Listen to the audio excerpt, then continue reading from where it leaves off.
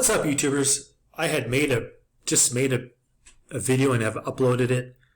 I had forgotten what I wanted to talk about. Now I remember. I had uploaded a video yesterday on making money with Anchor by starting a podcast. I had talked about some offline stuff, making money offline. I just wanted to point out, mainly because I went to the bakery today. I went to the Mennonite bakery. Anyways, the Mennonites are doing pretty good. Since I've been down here the last 5 years, at least 2 or 3 years, the Mennonites have one bakery, then they had another one. They might have 3 now. Another thing I noticed with the Mennonites is they, I don't want to call them tour groups, but they have visiting groups of Mennonites that come down and look at land and real estate and visit their relatives. I have noticed that. I also noticed that with the Church of Latter-day Saints, or the Mormons. They kind of do that too up on the lake.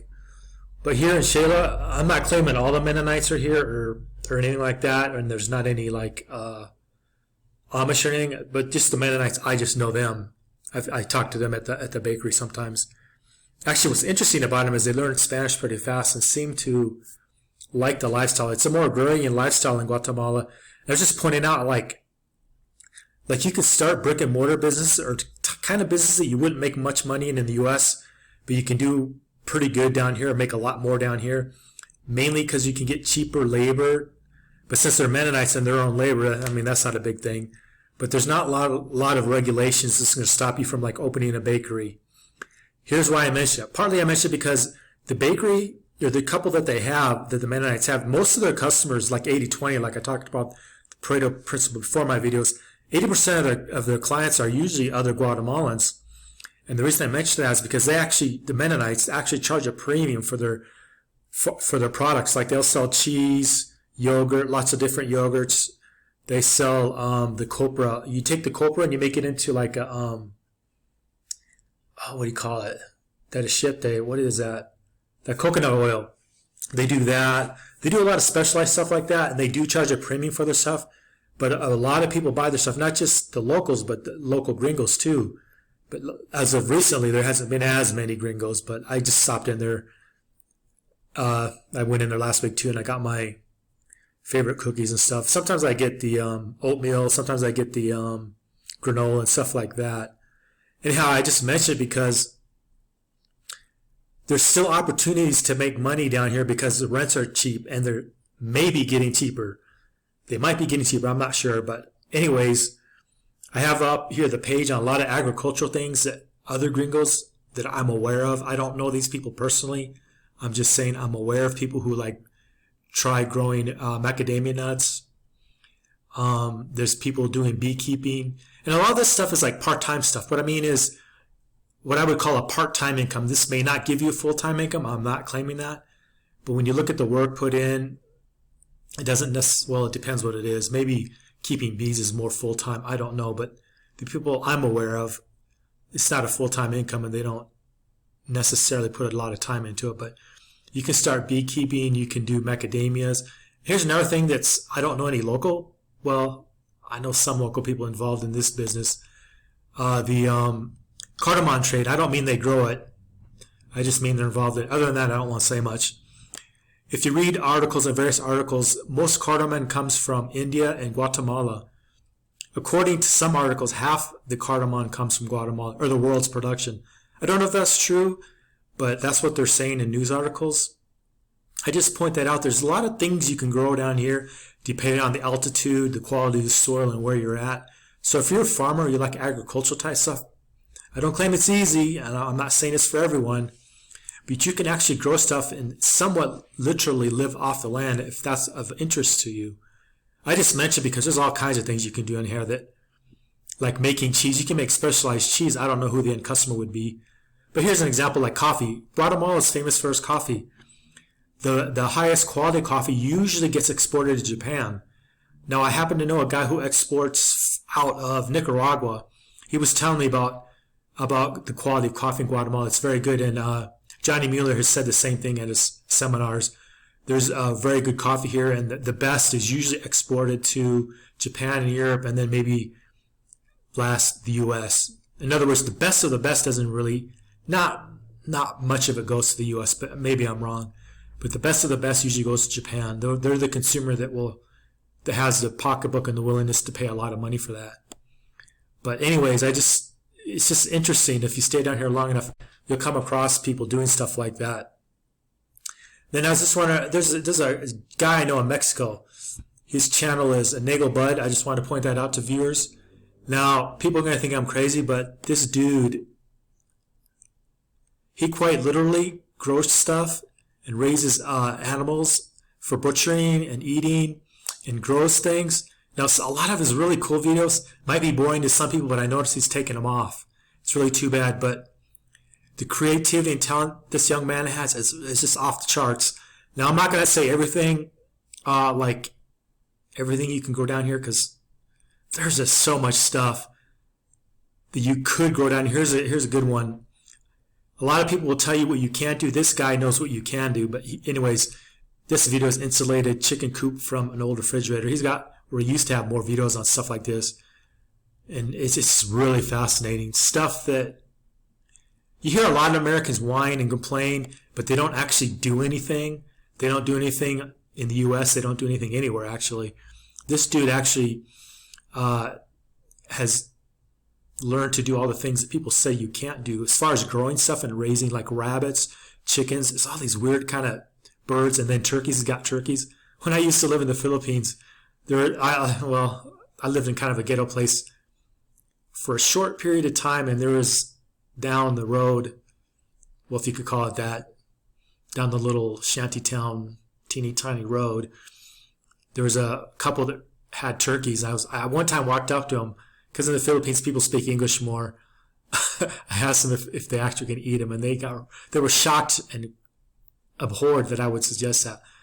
You know, when you're in the Philippines and you don't get your favorite foods, turkey, I like turkey. So anyways, they were a little offended I suggested eating their turkeys, but they got over it. Anyways, it's kind of a funny story.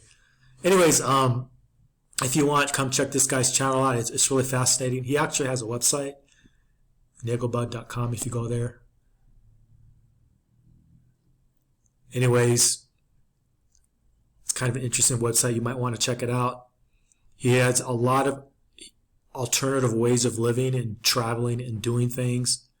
So, and he's actually doing stuff. He's also a pretty good artist if you check out some of his artwork.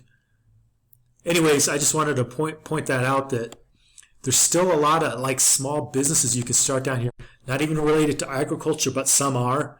I'm just pointing out people I'm aware of. There's just lots of things you can do down here.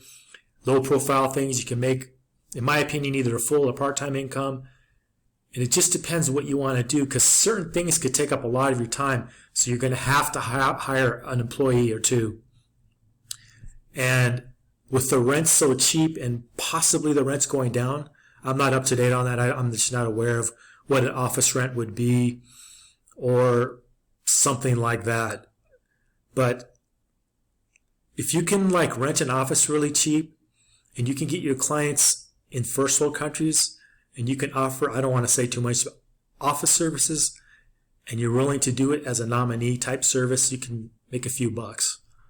Anyways, I just want to point that out, that we're just going to have to get more and more creative, because the more and more I see what's going on in the world, first world governments especially are wrecking their economies. I hope for not much longer. I suspect 1 or 2 more quarters. I don't know. But anyways, there's just all kinds of interesting ways you can make money down here.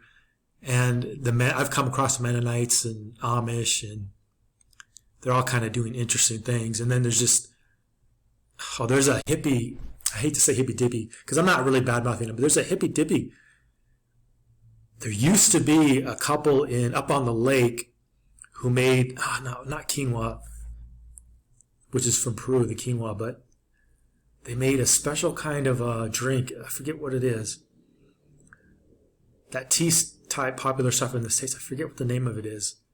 Damn, this really sucks. I can't remember, but I was shocked because my friend was telling me, he's from Canada. He was saying, those dudes are selling a drink of just a regular like drink you get at a bar or get at a restaurant.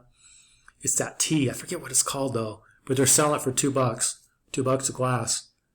My sister makes it in her house. Anyways, I just forget what it is, but there are things that are popular in the States and they're marketed heavily online or in movies. And that marketing is free marketing for you if you start a business like that. And a lot of Central Americans or Mexicans, they see that stuff. And if you happen to be at the right place at the right time offering that product or service or drink or whatever it is, you can fall into a nice little business.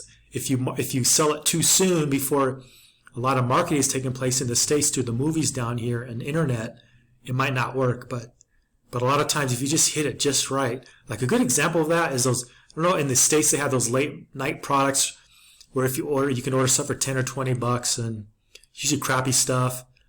And then they send it to you. Well, they do stuff like that down here too. Just like you can work for those companies online trying to upsell people. Well, they have the same type of situations down here in Central America and Guatemala too. But anyways, I just wanted to make a video on some of the agricultural things you can do. And there's a lot of stuff like, because of the different climate in Guatemala, same could maybe be said of Costa Rica. I don't care for that place as much, but the climate is so diverse in Guatemala and parts of southern Mexico, and you can grow stuff